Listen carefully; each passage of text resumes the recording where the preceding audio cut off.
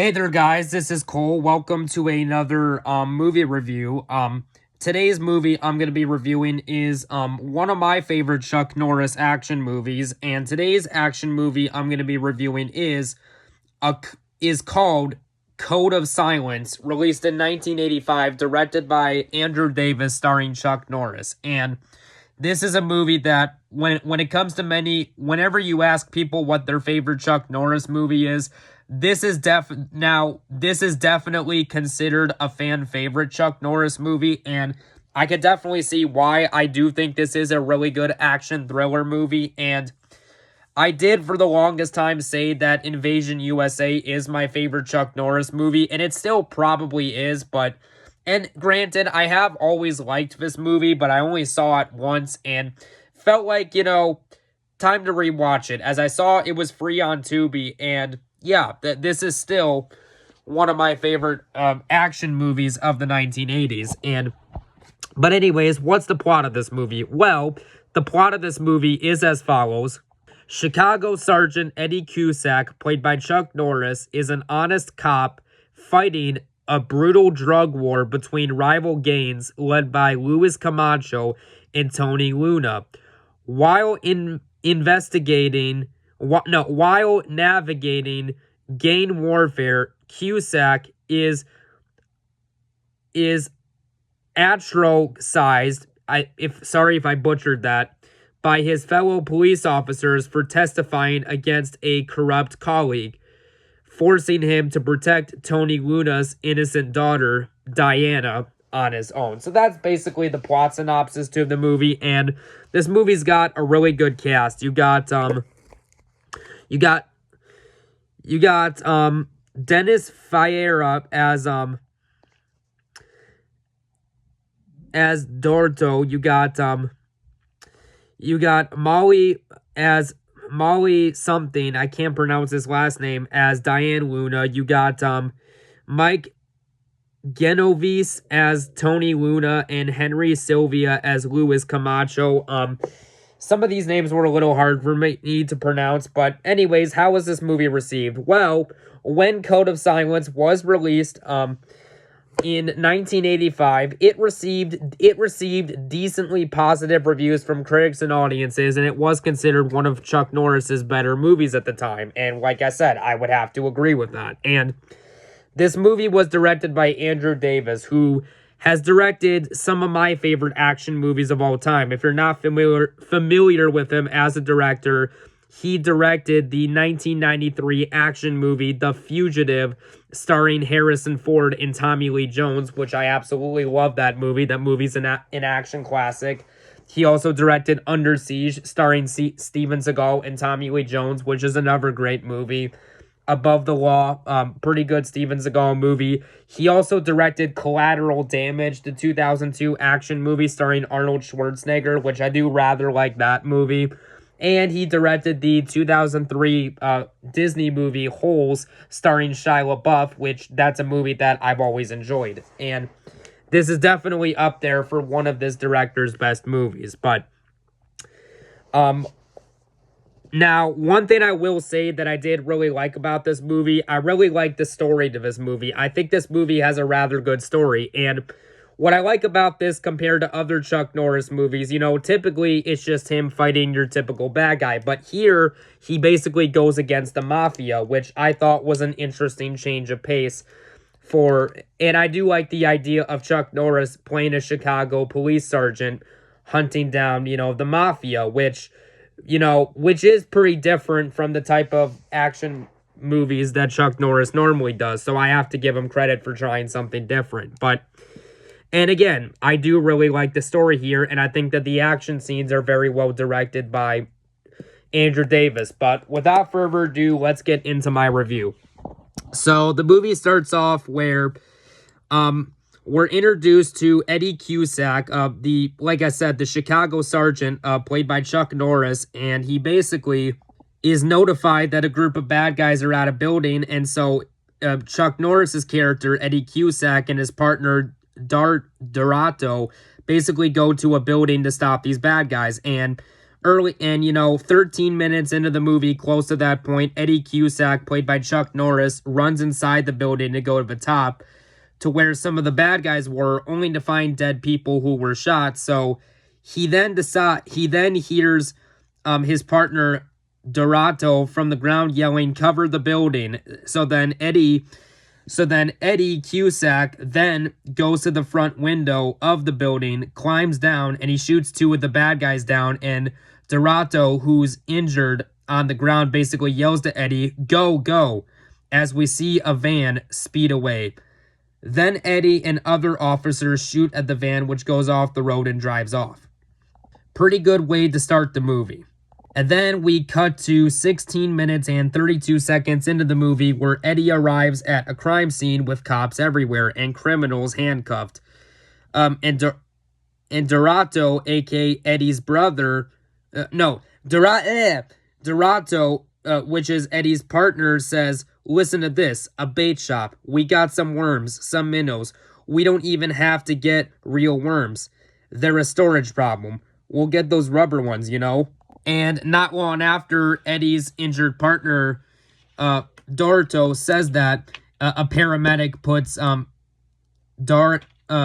Dorato's shoe back on, after his wound was treated, and he says, "Ow, you GD word, Miss Dr. Jekyll." Like, I thought that scene was funny, mainly due to the line delivery, in the execution of how that line was delivered. 18 minutes into the movie, we then cut to a scene with Tony Luna on the phone saying, come on, talk to me.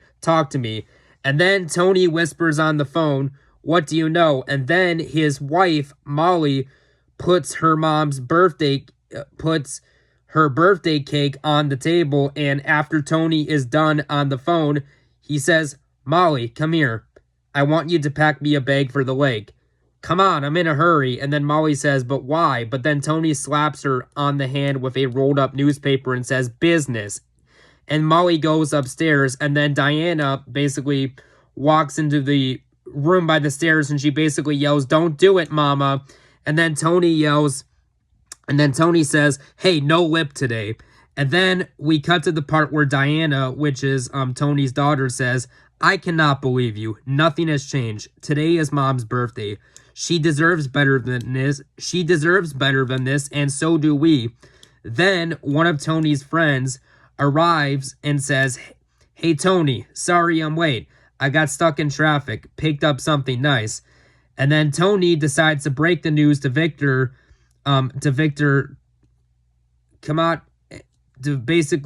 he decides to break the news and says, "Victor Camacho is alive. Vito and Eddie are dead." Tony then says to your friend, "You put somebody on the house and you look after her." And the guy says to him, "Are you insane?" And anyways, the point is, early on in the movie, you get a sense of how ruthless of a person Tony is just based on the way he's talking and everything. And I thought that the actor who played this villain did a really good job in the movie.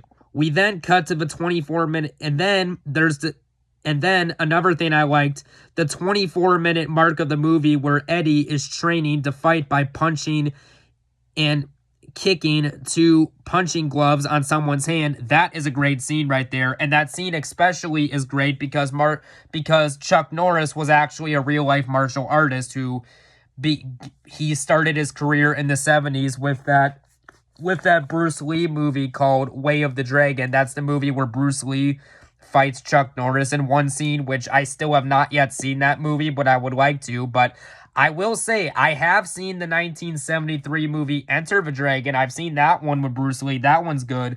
But I have yet to see the 1972 movie, The Way of the Dragon. But anyways, getting back to the review, I also love the part at the 24-minute, 21-second clip where Dorato comes to visit Eddie. And Dorato basically has to move on both crutches because his legs are broken, and then he decides to visit Eddie, and Eddie says, "How's the foot?" And then Dorato says, "Swinging.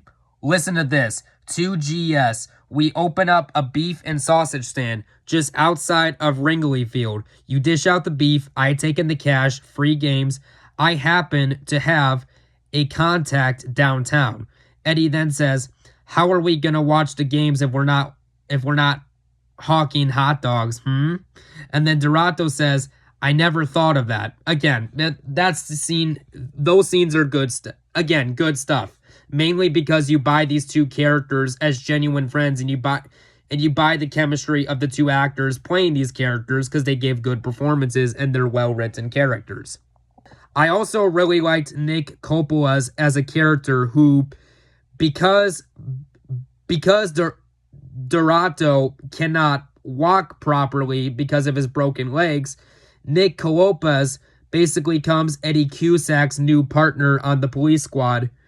And 35 minutes into the movie, Eddie tells his new partner to stay put in the car, and he basically sneaks to a nice building where Diana and two of her friends are. And Eddie introduces himself to Diana, but she notices he's a cop and says, listen, I don't know where my father is, and quite frankly, I do not care. When are you guys going to realize I have nothing to do with my father's business and Uncle Scalzi's business or any of it? So why not just leave me alone? Then she walks away, and then I like the part when Eddie says, well, it was Eddie, played by Chuck Norris, says, well, it was nice meeting you. Eddie then gets on the phone for a call and says, Cobes, this is Sergeant Cusack. I want a team to cover a house on the southwest side. Luna, yes, Crazy Tony Luna. I don't know if he's around, but if he is, bring him in. Thanks. And then he hangs up the phone and he leaves the building. Almost 42 minutes into the movie, Eddie Cusack says to one of Tony's friends, he basically says to one of Tony's friends, Mr. Scalzi, if I'm pronouncing that name right, he says to that guy, I'm going to find Tony Luna and I'm going to nail him and anyone else connected to him. You got that? And then he walks away. And this is after he was on a boat and he knocked one of the bad guys off into the water. And Mr. Scalzi, the friend of Tony, says, nobody threatens me. And then Eddie says, it's not a threat, it's a prediction. And then he punches one of the bad guys who fell in the water trying to climb back up, and he falls back in. Again, good stuff. We then cut to an action scene 43 minutes into the movie where Tony's wife is outside and is greeted by, well, neighbors, or who we think are neighbors, who basically say that there's a vegetable truck, and they open up the vegetable truck door for her, and bad guys that Tony hired shoot Miss Luna dead, as well as two people by her and other people in the house. Then the bad guys escape in a getaway car. And Tony's daughter, who was not at the house, was spared. Her life was spared. And because of this, Diana Luna must now go into custody. We then cut to a scene where bad guys kill Eddie's police chief and chase down Diana. And now it's up to Eddie to protect Diana. I love the scene where Eddie tells Angel, one of the bad guys who was chasing down Diana, as well as some of his friends, to basically get on the wall. And just as soon as Diana is about to walk to Eddie, Angel grabs Diana and holds a knife up to her neck and runs away. Then Eddie beats up Angel's friends and chases after Angel to save Diana on a train. And Angel says, one more step and she's dead. And then Eddie says, give it up, Angel, pointing a gun at him. And then a passenger on a train shoves Angel to the side, and Diana then goes right by Eddie's side and sits in a train chair right next to him. And then Eddie decides to chase Angel on top of the train to fight him. And then, of course, there's the whole scene where Angel jumps off the train track bridge into water and to basically escape, but it doesn't go well because we don't see it on screen, but you get an idea of how effective it is, where a motorboat accidentally hits him in the head. Again, you don't get to see it on camera, and it is rather tame, but you do get the implication and the idea. Eddie, and like I said, Eddie is now the one responsible of taking Diana into her custody, and Eddie decides to make her stay at Pirelli's house, and Pirelli just so happens to be a retired police officer and a trusted lawn friend of Eddie Cusack. And throughout the course of the movie, Eddie comforts Diana as she grieves over the loss of her mom, rightfully so. And Pirelli is a good character, and you can tell he cares for Diana and he wants to look after her. And I thought that the actor who played him did a rather good job. And we're now 1 hour and 8 minutes into the movie where Eddie Cusack is called by the cops to arrive at Pirelli's house. And he shows up and finds his partner dead and Diana is gone. In other words, Diana was kidnapped. And I love the scene 1 hour and 11 minutes into the movie where Eddie Cusack beats up and interrogates one of Tony's friends for information after that friend of Tony refuses to give it to him. And after that, he does give out the information that Tony's on his way. And I love the scene when there's like 20 guys surrounding Eddie Cusack, played by Chuck Norris. He beats up as much of them as he can, but he does get overwhelmed by them and, can't escape. And Victor, one of the bad guys, is punching Eddie, and Tony says to Victor, "Save him for later." And basically Tony offers him this: "When the sun comes up, you give me Luna, or the girl dies slowly." So basically, this guy's a piece of garbage who is willing to, get rid of his daughter. So, yeah. So he's not a good person. And then, not long after that, Eddie Cusack, played by Chuck Norris, is brutally beaten, and Tony throws Eddie to the ground, who passes out afterwards. And that was right after he said that to him. And I do like the scene where an hour and 15 minutes into the movie, Eddie Cusack, when no one is looking, goes to the train station, which is where Tony will be at 10 p.m. And he finds this information out because his partner with the broken legs, who's now all healed up, basically finds him and tells him that. And then we get an epic car chase action scene with Eddie, Tony, and his partners. And I love the scene where after a long chase, Tony's car flips upside down and Eddie runs away as the car explodes. That's a rather good scene.